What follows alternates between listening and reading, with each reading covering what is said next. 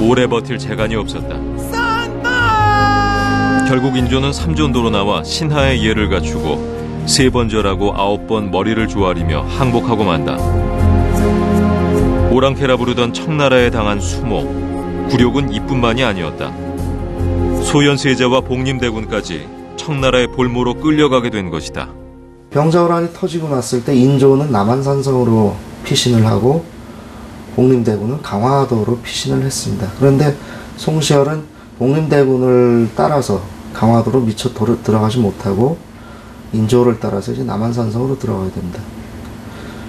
그리고 이제 남한산성에서 45일간의 항쟁이 끝난 다음에 이제 자기가 아무것도 할 수 없었다는 그 자괴감을 가지고 이제 고향으로 낙향을 하게 되죠.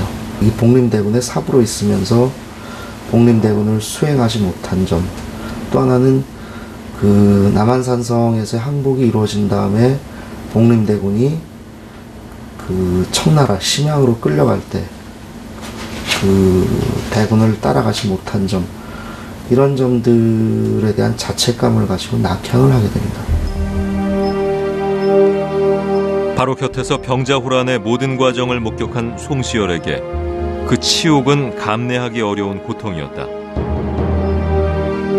화의 조건에 따라 심양으로 끌려가는 복림대군을 통곡하며 보내는 아픔 역시 마찬가지였다. 이에 우암은 벼슬의 뜻을 잃고 낙향을 결심한다.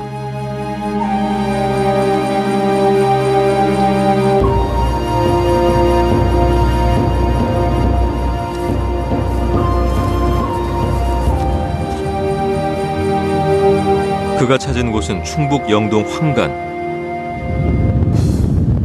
국난으로 인한 가슴의 멍은 우암을 깊은 산속으로 숨어들게 했다.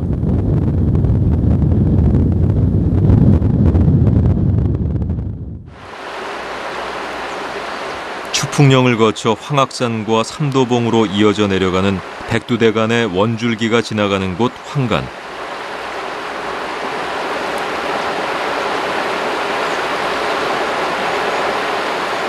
이곳은 백두대간에 기댄 서늘한 산골 가운데서도 특히 물이 차가워 냉천이라고 불리는 곳이다.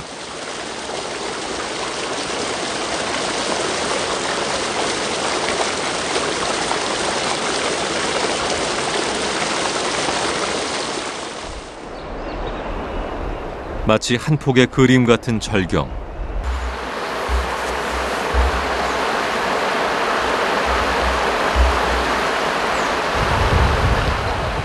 세상을 등지고 아름다운 자연에 은둔했지만 국치의 한은 점점 깊어만 갔다.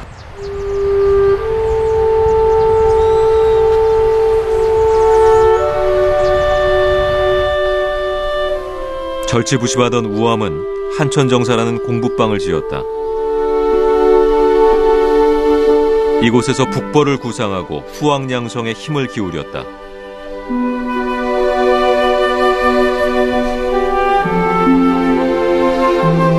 한천정사라는 이름은 주자의 집 이름에서 따온 것으로 학문에 대한 우암의 굳은 의지를 나타낸다.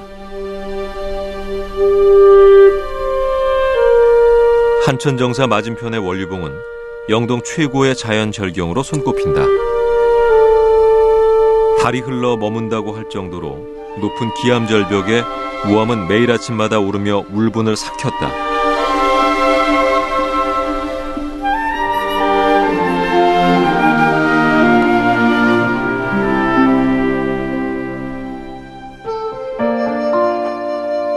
황간에 은둔하면서 송시열은 더 이상 과거 시험을 보지 않았다. 그만큼 병자호란의 충격이 컸던 것이다.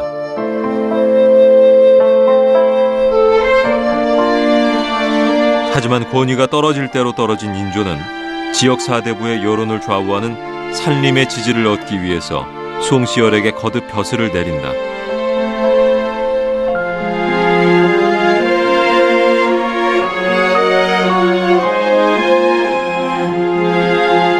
하지만 우암은 끝내 출사를 거부했다.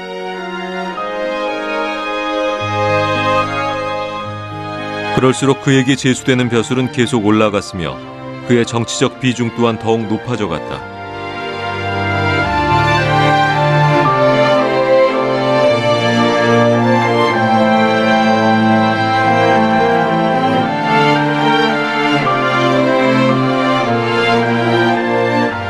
1649년 인주의 둘째 아들이었던 복림대군은 왕위를 잇게 된다.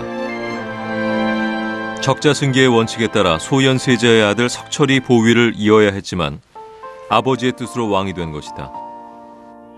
정통성에 흠집이 난 채 왕이 된 효종. 사림의 대표였던 송시열의 도움은 절실했다. 그 인조가 죽고 효종이 그 북벌의 의지를 가졌던 효종이 새로 즉위를 했을 때 효종의 편에 서서 북벌을 추진할 수 있는, 북벌을 도와줄 수 있는 사람들은 사실 조정에는 없었습니다. 그렇기 때문에 새로운 세력들을 끌어올린 거죠. 그게 지금 그 충청도 지역에서 활약했던 김집이라든가 김집 문화에서 성장했던 송시열과 송중길 같은 그런 새로운 살림 세력들이었습니다. 이 사람들의 공통점은 우선 그 호란 과정에서 가족들이 이제 피해를 입은 경우들이 많았다라는 점. 북벌에 대한 서로의 의지가 확인된 다음에서야 이제 그 살림 세력들이 적극적으로 조정에 출사를 하게 됩니다. 병자호란 이후 꼭 12년 만에 우암은 다시 벼슬길에 올랐다. 왕위에 오른 효종이 사제의 연을 맺었던 우암을 곁에 두고 싶어 했기 때문이다. 정사품인 사원부 장령을 제수할 정도로 파격적으로 대우했다.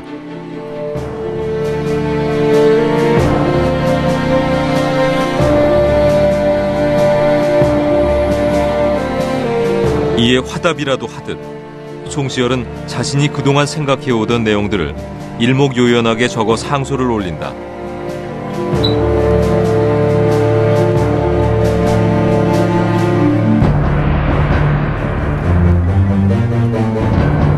비밀이 누설되지 않도록 밀봉한 봉사였다. 효종의 직위년인 기축년에 쓴 기축봉사는 13가지 사항을 요약해서 현실의 당면 과제를 논하고 있다.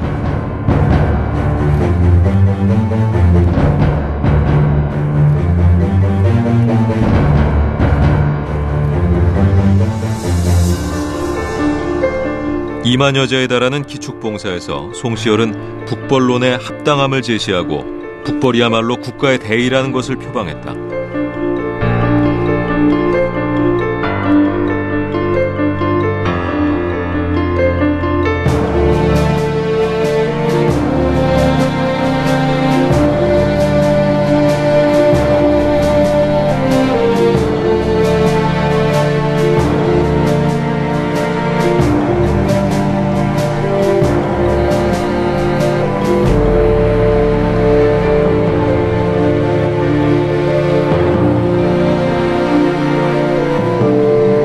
뿐만 아니라 임금의 수신을 포함한 유학의 정치와 경제 이념을 당부하는 내용도 담겨 있다.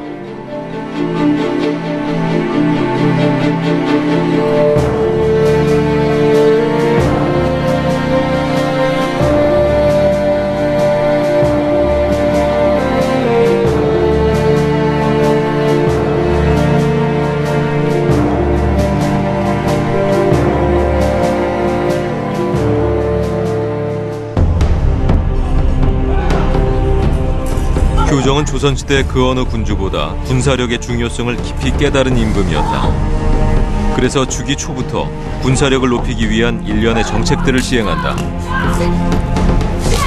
군정 시세를 파악하고 군제를 개편하는 한편 도망간 노비를 불러들여 병력을 보강하는 일에 온 힘을 기울인다. 그리고 효종 6년 노량진에서 관병식, 즉 군사 열병식이 거행됐다. 북벌을 향한 효종의 굳은 신념을 천명하는 것이다. 청나라의 8년간이나 볼모로 잡혀 있었던 효종에게도 북벌은 꼭 이루어야 할 과업이었을지 모른다. 또한 왕위에 오른 자신의 정당성을 세울 수 있는 길이었을 것이다.